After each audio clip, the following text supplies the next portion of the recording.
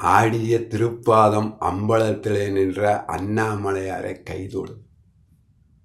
ஆங்கிலேயர்கள் ஆட்சி செய்து கொண்டிருந்த போது 1928 திரு அண்ணாமலையிலே நடந்த ஒரு உண்மை சம்பவம்.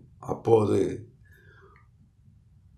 பெரிய அம்மை என்று அழைக்கப்படுகின்ற கொடிய தொற்றுநோய் ஏற்பட்டு மக்கள் கொத்து கொத்தாக மடிகின்றார்கள். வசதி உள்ளவர்கள் திரு அண்ணாமலையை விட்டு வெளியேறி அறிந்தவர் தெரிந்தவர் வீடுகளிலே போய் தங்குகின்றார்கள்.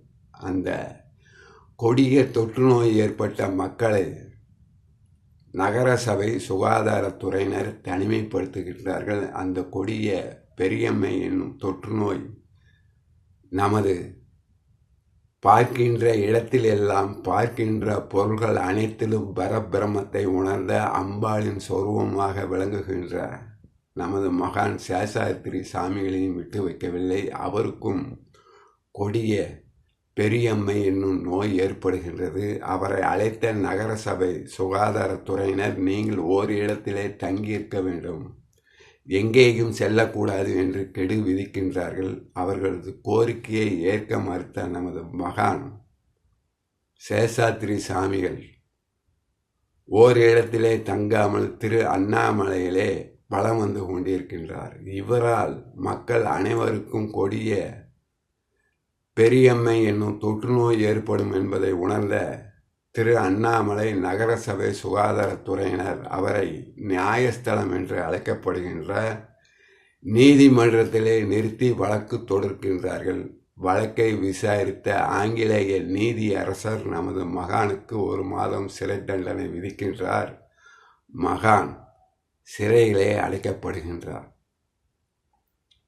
மகானை அடைத்த அந்த ஆங்கிலேய நீதியரசர் ஒரு வழக்கு விசாரணைக்காக திரு அண்ணாமலையிலிருந்து திண்டிவனத்திற்கு காரிலே தனது உதவியாளருடன் பயணம் மேற்கொள்கின்றார்.